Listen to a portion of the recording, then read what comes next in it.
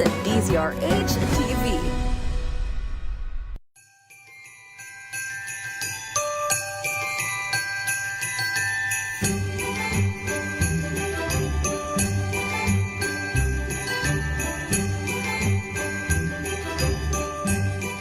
Tambalang Anthony Taberna at Jerry Baha ang gigising sa inyong umaga dahil lalatay ang humahagupit na diskusyon at komentaryo Lunes hanggang Biyernes sa 2x2.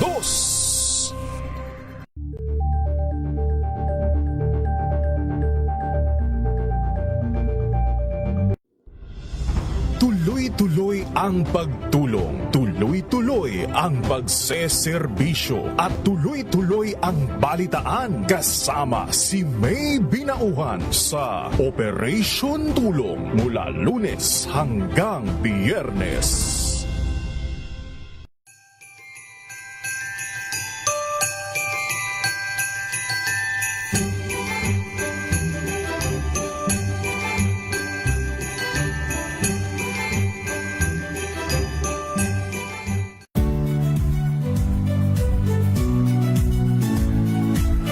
Magandang araw mga kaibigan. Ito po ang inyong balerina ng bayan, si Lisa Makuhay Lizalde, na nag-aanyaya sa inyong samahan kami at ang aming mga espesyal na panauhin para sa kalahating oras ng masayang kwentuhan sa aming programang Art to Art, kung saan ang usapang sining at kultura ay para sa lahat. Huwag kaliligtaan, tuwing linggo, alas 3:30 ng hapon, dito lamang sa DZRH Radio, DZRH TV, at via online streaming.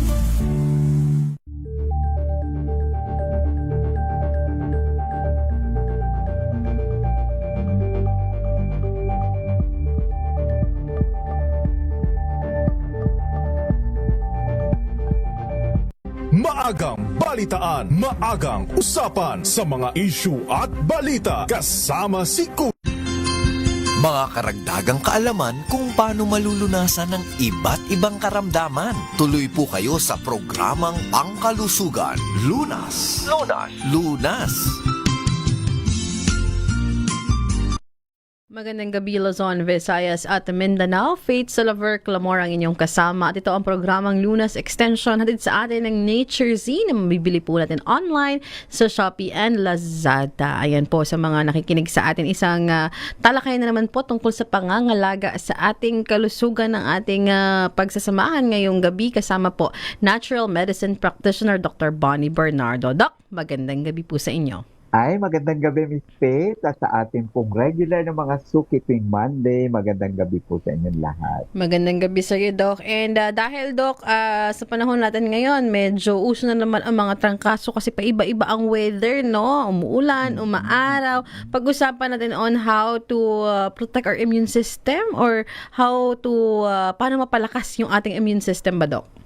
Yes, oo, tama. Kasi ito yung ating body's defense system. At saka, of course, siyempre tama yung sinabi mo, nako, hindi mamaya-maya mainit, biglang uulan, nako, lalo na yung mga walang dalang mga payong, walang mga hindi naka-save, lalo sa mga bata, kasi minsan yung nakapasok na pala, tapos uuwi na po, basang-basa, yung po yung nahihirapan. And then, of course, kung hindi na titignan, ayan, biglang ito yung ating biglang nanghihina, yung ginugo po agad yung ating depensa, yung immune system.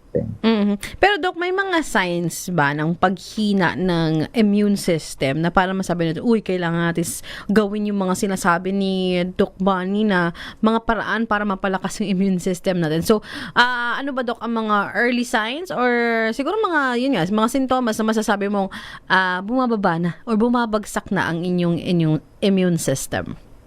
Of course, syempre yung katawan natin, lagi yan nagsasabi, lalo na itong ating immune system. Kasi nga, syempre yan ang number one na line of defense natin. Bago pa tayo talagang lumala, nagsasabi na yan. Yung minsan, number one, yung may mga minsan, yung mga pangangati ng ating mga balat. Yan. That means medyo, check tayo. Yung lagi tayo may mga bukol-bukol, kulani. Ayan. So, halimbawa, akala natin, pinapagwalang bahala natin. Yung minsan, yung ating mga bibig, number one yan, minsan hindi rin natin iniintindi yung paulit-ulit, halimbawa, merong mga singaw, merong mga namamaga, merong mga ahem-ahem, minsan ganon. Akala lang natin ganon. Sintomas na yan yung ating immune system. Maging yung mga pagsakit po ng mga kasukasuan natin, lalo na siyempre yan yung bone marrow kasi part noon ng immune system. Hindi rin natin iniintindi hanggat hindi tayo hirap maglakad or gumalaw o yung ating activities. Tsaka yung, syempre, yung mga paulit-ulit na, halimbawa nilalagnat, yung mga ganon. Tsaka yun yung mga nagsasabi naman sa atin. Yun ang mga unang-unang mga, minsan, hindi natin iniintindi. Yes. Kasi Dok, sabi mo nga yung mga simpleng singaw sa bibig, it's a sign na bumabagsak yung immune system. Kasi Dok, basically, pag halimbawa meron ka ng trangkaso o sinisipon ka na, inuubo ka, doon mo na mararamdaman na parang bumabagsak yung immune system ko. Pero meron palang mga early signs, sabi mo nga yung mga kulani, di ba? And may mga singaw. Pero Dok, bakit sa kulani, bakit nagkakabukol-bukol pag bumababa yung immune system? Kasi ang isa sa mga pinaka-importanteng parte ng immune system, ano yan sila? Grupo ng defense system. Yung lymphatic circulation natin sa mga tissues. Ayan, nagmamigrate. Siyempre, lymphatic yan, para yung highway, parang EDSA natin. Yes. Na minsan nagbabara na. Kasi halimbawa, may pumasok na isang bacteria, viruses, nag-overactive yan, aatakihin agad yan. So, yung mga sensitive part natin, like yung mga kilikili, yung mga fatty areas, oo, yan. Magkikreate agad siya ng mga simpleng mga pamamaga, ayan. And then, magkakaroon na ng infection sa dugo. Ayan, bubukol na. Akala natin simpleng mga pigsa lang, pero indicator yon na minsan may malalapong problema yon. Naalala ko nga, Dok, may isang friend na palagi siyang may pigsa. Ang sinasabi, pasintabi sa mga kumakain, no? Pero ang sinasabi nga ng doctor niya, baka nga mahina yung immune system mo kasi hindi natural na lagi kang may ganun. Correct. Tama yun. So, related lahat yan sa immune system. Correct. Kasi nga, napakalaki ng lymphatic system natin. It goes around our body. Kaya lang, syempre, namimili siya ng certain areas na normally may makakapamo sa kilikili, sa leeg, ayan, sa singit. Kasi dyan yung normally yung mga portion na medyo sensitive. Pero, kailangan pag may mga ganun na po, at parang feeling nyo may masakit na, yan. I-check agad po tayo. Kasi baka minsan, yung pala ay may mga underlying. Again, ayan ha. Sa mga nakikinig sa atin ngayong gabi, no, at mga nanonood, ito pinag-uusapan natin is very important kasi napapagsawalang bahala, especially Dok, no, ngayong season na to parang normal na lang magkaubo, sipon, pero iba rin yung nadadala ng pagbagsak ng immune system. So Dok, ang next question ko, ano ba yung mga ginagawa natin na nagiging dahilan nga ng paghina ng ating immune system? Number one, syempre, ina-allow natin yung mag-persist yung infection. Yun, kagaya sinasabi natin. Nagsasabi pa lang yun, ano ba, umaahem-ahem ka na, or ibig sabihin, even yung intestinal tract natin, may lymphatic, yung nag-acidity, may mga dighay ka ng kakaiba, huwag nating hayaang mag-persist na manalo at talunin tayo. So, yun, kung meron pa mga ganun na, alam natin may swollen na, ay labanan na agad natin. So, kung hindi natin nanonotice, lalo sa bibig, yung halimbawa sa mga bibig natin, ay magpa-check tayo sa mga dentista agad. Second is, wag agad, hindi naman agad-agad, don't use yung mga antibiotic indiscriminately. Sinasabi ko hindi naman kailangan na hindi pwede, pero ibig sabihin, tayo po ay wag basta-basta lang mag-take kasi nagkakaroon ng antibiotic resistance, so hindi na nakikilala ng sistema tuloy natin, lalo yung mga inom na lang ng inom, walang mga suggestion or advice ng mga doktor. Tapos yung kung tayo may mga immunosuppressive drugs, kailangan lagi po nating na-monitor yan. Kasi pag po nasusuppress, nagkakaroon tayo ng mga certain issues sa ating mga organs pag tayo umiinom. Yun lalo po yung halimbawa, meron tayong mga underlying na mga sakit, meron tayong iniinom na mga maintenance medicine. Kailangan makita natin yung kung paano ginagamit or tumatama at bumabalik tayo sa ating doktor. Kasi minsan, okay na, so kailangan palitan. And then yung iba, yung mga iba, kaya nga pinagbabawal sa mga athlete kasi yung iba gumagawit ng mga steroidal, mga supplements, drugs, lalo po yung mga nagpapalaki ng katawan. Isa rin yan sa nagkakaroon ng suppression na ating immune function. Kaya check niyo po yan. And then yung mga blood transfusion, isa yun, halimbawa, kayo po ay nagkaroon ng issue, history na nagkaroon ng blood transfusion. Siyempre may pumasok na foreign body. Iwasan natin yon. Oo, kailangan ma-check po, monitored. And then of course, avoid natin yung radiation. Ako, ang daming gadgets ngayon. Isa yan sa mga source ng radiation. So ano pala, Dok, parang ito ay isa sa mga bagong sinasabi natin that can affect our immune system. Kasi yung radiation, hindi natin alam, nakakapagpahina pala ng immune system. Yes, oo. Lalo yung malimit, lalo kung halimbawa, meron ako ngayong mga batang pasyente, 11, 14, 17, lalo na po yung mga gadgets na tutulog katabi. Kasi ang directed na maaapektuhan yung head, yung neck, at saka chest, ay laging malapit yan sa may mga tenga natin. So yung thymus gland natin na behind sa breastbone natin, vulnerable yan. So kaya yung mga radiation, computers, ayan. So kaya kailangan pong i-check natin yun kasi hindi natin nakikita yung mga yan kung gaano. Baka malimit, nagiging asawa natin sa gabi yung mga phones natin. Hindi masamang gumamit yan. And then of course may mga harmful chemicals po yan na pinoproduce. Even yung sa bahay natin, check natin para hindi po yung mga ginagamit po nating deodorizer, yung po mga insect repellent, yung po mga ginagamit natin sa panlabas, sa mga ano. So, lalo po sa mga bata, kasi tayo nga hindi natin matanggap yung amoy. So, dapat yung mga bata hindi po magkaroon ng mga contaminants. Lalo po yung mga harmful. Yan. So, yan po yung mga direct. And of course, syempre, sa environment. Kasi ito po yung mga number one nating, yung immune system natin. Ang number one niya mga, nag-i-interface kasi tayo sa environment. Wala tayong magagawa. Pero yung po, ang isang exposed tayo by 90% ng ating environment. Yan. It can affect our immune system. So, Yes, yung lifestyle ba, Dok, kinakain, yung oras ng tulog, can it also affect our immune system? Yes, so number one kasi, yung nabanggit mong tulog, importante yung tulog kasi yun lang doon nagre-repair yung katawan natin. Oo, napaka-importante yung mga especially yung certain organs natin, yung lungs, which is also part of that blood. Pag natutulog tayo ng 6 to 8 hours na maganda, yung ating tulog quality sleep, talaga naman siya nagre-regenerate, nagde-detox, nagre-regenerate, at nagpo-produce tayo ng antibody pag tayo po ay nakakatulog. And then of course, yung healthy diet, yung nating binanggit nung baka nakaraan na tayo ay kailangan meron tayong rainbow diet sa atin. Ayan. Kung ano pong available na pagkain at anong mga prutas ang in season, yun na ating kakainin. Avoid natin yung mga, of course, yung mga polyunsaturated na mga oils, paborito nila yan. Yung mga maraming mga, minsan binabawal ko lalo yung mga dairy and dairy products kasi nagiging source yun ng mga phlegm, o kaya shift po tayo doon sa mga soya, almond milk, coconut milk. Pero kung kailangan din natin yung mga certain antioxidant supplements. Yung po mga berries natin, ang dami natin mga berries ngayon, ang dami natin mga fruits.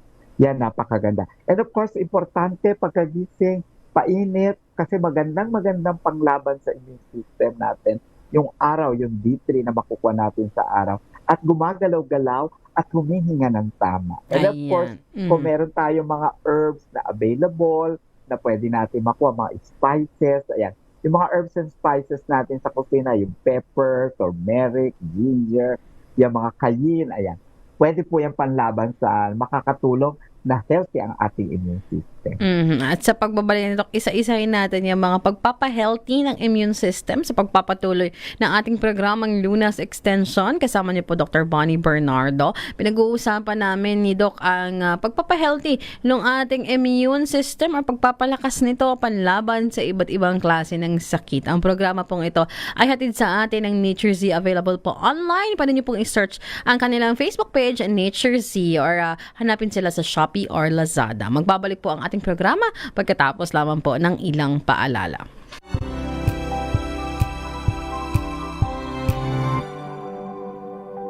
Hello, Washi! Laundry day na naman! Yay! Anong meron? Mancha ng chocolate, putik, may libag pa! Kaya natin yan!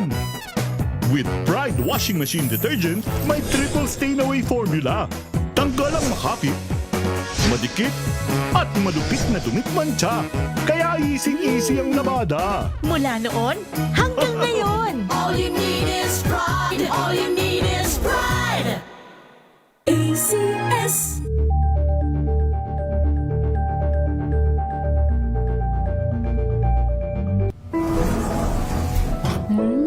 Amoy forever. Amoy LQ. Amoy New Calab Berry Blooms. Amoy kalat, amoy good vibes.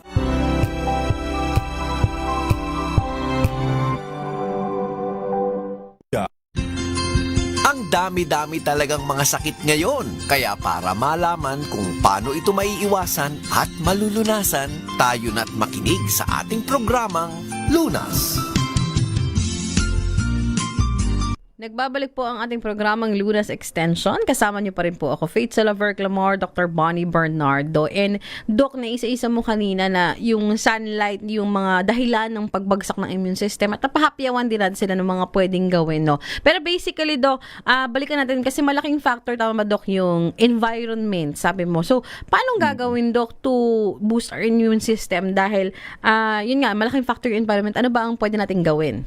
Yes, so number one, kailangan magkaroon tayo ng tamang exposure. Tatlo yan eh. Kailangan nating mag 30 to 1 hour kasabay yung walking. So nag-exercise tayo. And then second na makukuha natin or habang nag-walking, you have a good, yung breathing exercise. So ano po, kailangan po, alalay po yung paglalakad, hindi nagmamadali. Para maganda sa baga, sa puso natin, yung pag-pump ng dugo natin. So nakiklench yun.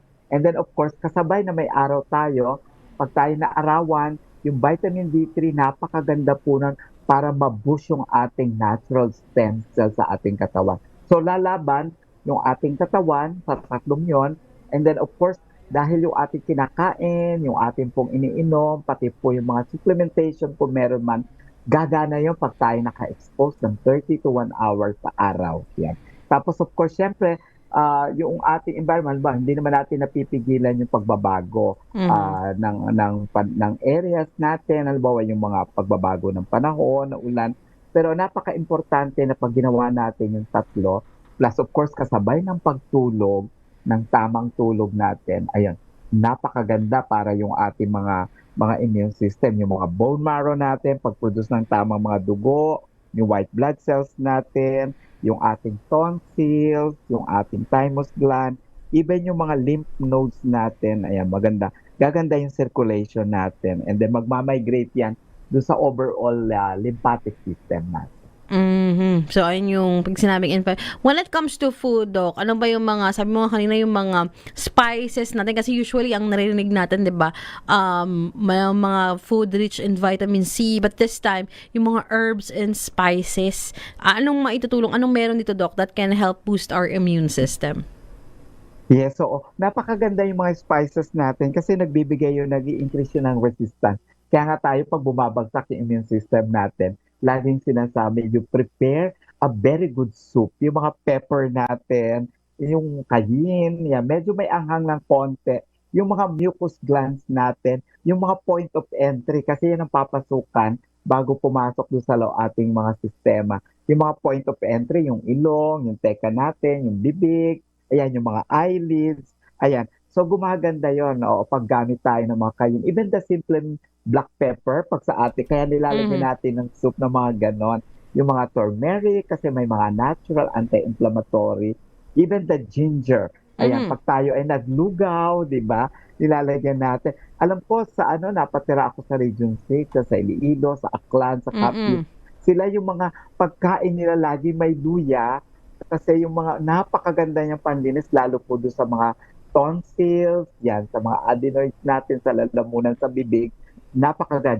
Diyan pa lang, magkakaroon na po tayo ng mga natural antibiotic at defense mechanism function ng ating katawan.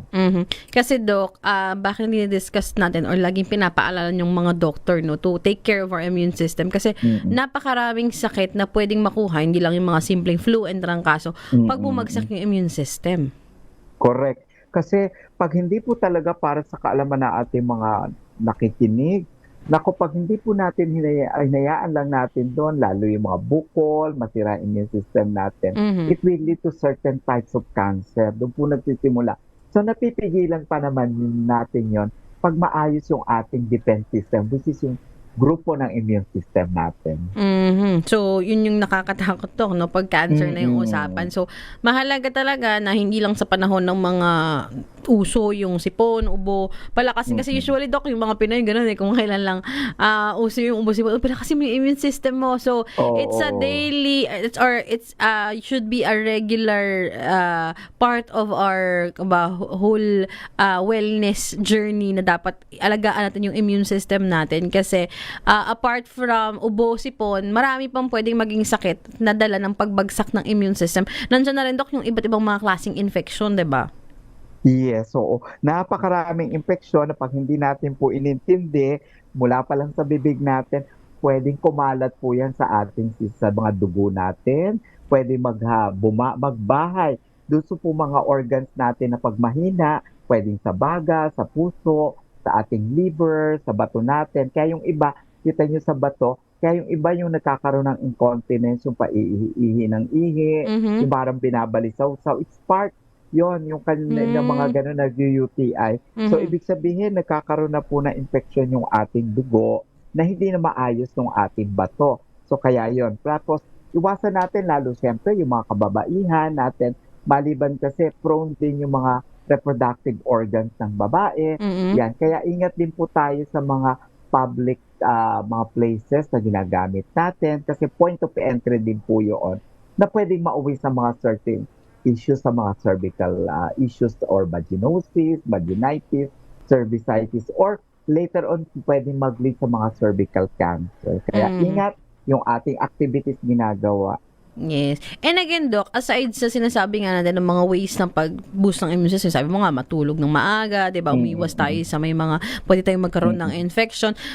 May mga pwede bang i-take, Doc, or gawin talaga na, kasi may iba talaga, Doc, na kahit anong gawin, talagang mahina yung kanilang immune system, di ba, Doc? So, ano ba ang mga pwedeng gawin pa, Doc? Yes, as part of the bioimmunology system, na bioimmunology therapy, meron yan ganyan.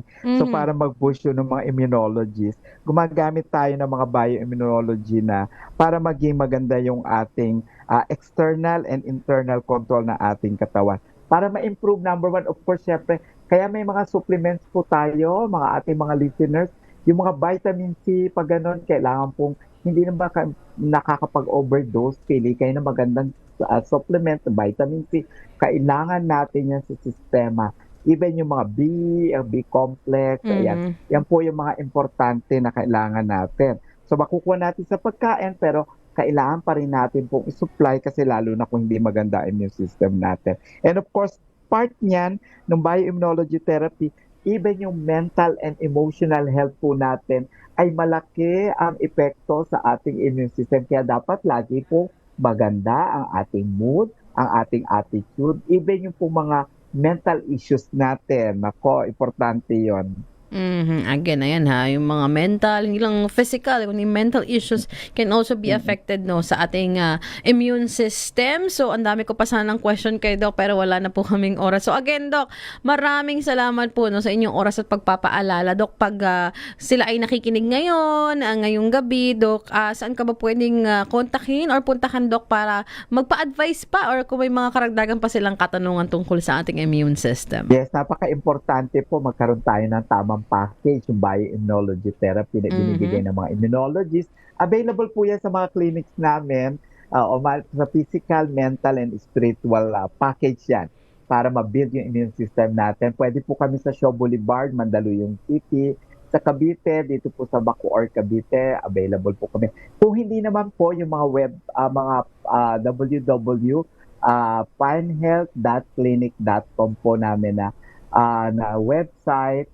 Pwede po nyo hanapin yung Doc Bunny Nature's Link, ayan, saka Eleuterio Bernardo. Kung gusto niyo pong online din na consultation or para makuha niyo po yung mga dinidiscuss namin dito ngayong gabi. Ayan, maraming salamat ulit Dr. Bonnie Bernardo. Ating pong nakasama sa ating programang Lunas Extension at sa atin ang Nature Z, available po online, and pwede niyo pong i-search ang Nature Z sa Facebook or pwede pong pumunta sa mga online stores like Shopee and Lazada. Nature Z po para sa inyong overall health. Ako din po ang inyong nakasama ngayong gabi, Faith Salaver Clamor, laging nagpapaalala na prevention is better than cure. Magandang gabi po, Luzon, Visayas at Mindanao. Mga kalunas, tandaan, bawat karamdaman ay kayang lunasan. At para madagdagan pa ang kaalaman,